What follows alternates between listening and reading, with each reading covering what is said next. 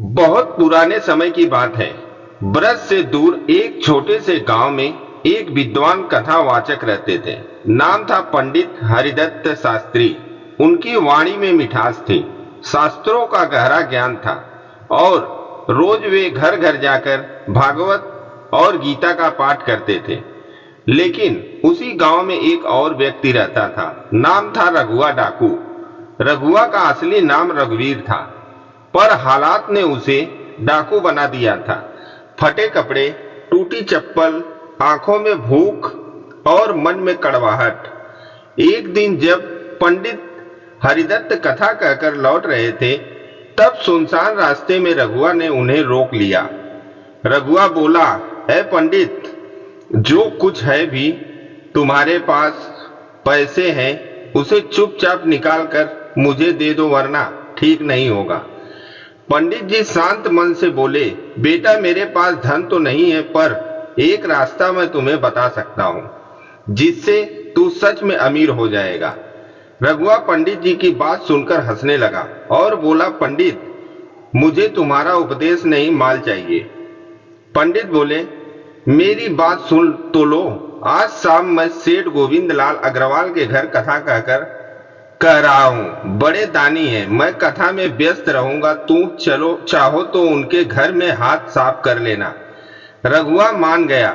अगले दिन सेठ गोविंद लाल के आंगन में कथा शुरू हुई। लोग बैठे थे, दीपक जल रहे थे, शंख की ध्वनि गूंज रही थी।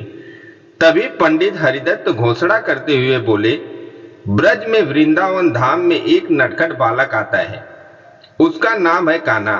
माखन चोर, गोपाल श्याम सुंदर, वो हीरो जवाहरतों से लदा रहता है। अगर किसी को लूटना है तो उसे लूटो। रघुआ वहीं पीछे खड़ा सुन रहा था। वह पंडित की बात सुनकर चौंक गया। उसने तुरंत पूछा, कहाँ मिलेगा ये तुम्हारा माखन चोर? पंडित कथा में पीछे खड़े रघुआ डाकू का जवाब देते हुए बोले, वृंदावन के बाहर एक बहुत पुराना पीपल का पेड़ है। वह पेड़ पूरे झाड़ियों से घिरा हुआ है। आधी रात को वो वहीं आता है। पंडित जी की बात सुनकर रघुआ की आंखों में लालच चमका। आज असली शिकार मिलेगा। रघुआ पंडित जी की बात सुनकर तुरंत घर की तरफ चल दिया। कुछ ही समय बाद वह अपने घर पहुंच गया। घर आकर उसने पत्नी गौरी से कहा, आज मैं असली अमीर बनने जा रहा हूं। कान्हा नाम का लड़का है, उसे मैं आज लूटूंगा। गौरी ने चुपचाप एक पोटली में सत्तू बांधा और बोला, बस यही है हमारे पास, पर सुनो, गलत काम मत करना। रघुआ ने अपनी पत्नी को बोला, अब तो करके ही आऊंगा, और वह वहां से निकल गया। वो टूटी चप्पल पहनकर पैदल ही वृंदावन की ओर चल पड़ा।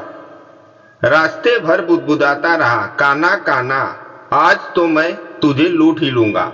आज मैं अमीर बन ही जाऊंगा। पैदल चलते चलते शाम हो गई। रात गहराई होते होते रघुआ पीपल के पेड़ तक पहुंच ही गया। पीपल के पास पहुंचकर उसने सोचा कि अगर सामने खड़ा रहूंगा, अगर वो यहाँ आया तो मुझे देखकर भाग जाएगा। इससे अच्छा मैं झाड़ियों में छिप जाता हूँ। और रघुआ यह सोचकर झाड़ियों में घुस गया। जैसे ही वो झाड़ियों में घुसा, झाड़ियों के अंदर छोटे छोटे कांटे उसके बदन में चुभ गए। हाथ, पैर, चेहरा सब खून ही खून से सन गए। पर उस समय उसके मुंह से बस एक ही नाम निकला, कान्हा, ओ कान्हा, आजा। दर्द में भी वो गलत से ही सही वो कान्हा का नाम जपता रहा। रघुआ की दर्द में यह पुकार सुनकर वहां भी कृष्ण वहां से चल दिए। तभी रुक्मणी जी बोली, प्रभु कहाँ चल दिए आप? तभी भगवान श्री कृष्ण मुस्कुराए और बोले, मेरा एक भक्त मुझे पुकार रहा है। तभी रुक्मणी जी बोली, ये कैसा भक्त है आपका? वो तो डाकू है, आप वहां मत जाइए, नहीं तो वह आपको लूट लेगा। भगवान कृष्ण रुक्मणी जी की बात सुनकर हंसने लगे और बोले, जो प्रेम से हमें बुलाए उसके लिए लूट जाना भी स्वीकार है मुझे। इतनी बात रुक्मणी जी से कहकर भगवान कृष्ण अदृश्य हो गए। ठीक आधी रात को चांदनी फैली हुई थी। एक नन्हा बालक सिर पर मोर पंख, पीतांबर, गले में हार पीपल के पास आ खड़ा हुआ। रघुआ झाड़ी से कूदा। ए कान्हा, बहुत दौड़ाया तूने। ये चाकू देख रहा है, चुपचाप गहने दे दे। बालक मुस्कुराया। तुझे सच में चाहिए? हाँ, ले जा। और कान्हा ने एक एक गहना उतार कर दे दिया। रघुआ हैरान, इतना आसान? अगले दिन वो वापस अपने कस्बे पहुंचा, सीधा पंडित हरिदत्त के पास। पंडित, ये लो आधा हिस्सा। पंडित चौके, ये कहां से लाया? आपने बताया था ना, मैं कान्हा को लूट लाया। पंडित जी रघुआ की बात सुनकर हंसने लगे और बोले, अरे मूर्ख, मैं 30 साल से कथा कर रहा हूं, मुझे आज तक दर्शन नहीं हुए और तुझे मिल गए? रघुआ बोला, हाँ, मेरी बात का नहीं विश्वास है तो खुद चलो और चलकर देख लो। पंडित जी रघुआ की बात मानकर उसके साथ वृंदावन चल दिए। दोनों वृंदावन पहुंचे। झाड़ियों में वही जगह छुप गए जहां रघुआ छुपा हुआ था। इस बार पंडित हरिदत्त के भी शरीर में कांटे चुभे, आंखों से आंसू बहे। दोनों के मुंह से निकला, श्याम, गोपाल, दामोदर आ जाओ। आधी रात को फिर वही बालक। इस बार पंडित जी कांपते हुए बाहर आए, आंखों से आंसू बहते रहे। वे रघुआ के चरणों में गिर पड़े और बोले, रघुआ, हम शास्त्रों में ढूंढते रहे, तूने प्रेम में पा लिया। हम प्रवचन देते रहे, तूने पुकारा और वो आ गए। तभी कान्हा मुस्कुराए और बोले, रघुआ, तूने मुझे गहनों से नहीं अपने दर्द से बुलाया था। तेरे कांटों की पीड़ा ही तेरी तपस्या थी। रघुआ रो पड़ा, चाकू फेंक दिया। प्रभु, अब कुछ नहीं चाहिए, बस आप चाहिए। कृष्ण बोले, आज तूने मुझे नहीं लूटा, मैंने तेरा हृदय लूट लिया है।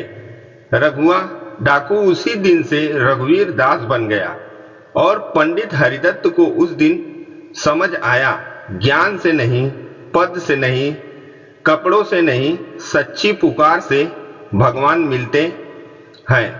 आज की कहानी का मोटिवेशन यही है कि कान्हा को सोने चांदी से नहीं लूटा जा सकता, उन्हें लूटा जा सकता है सिर्फ आंसू से और सच्चे प्रेम से।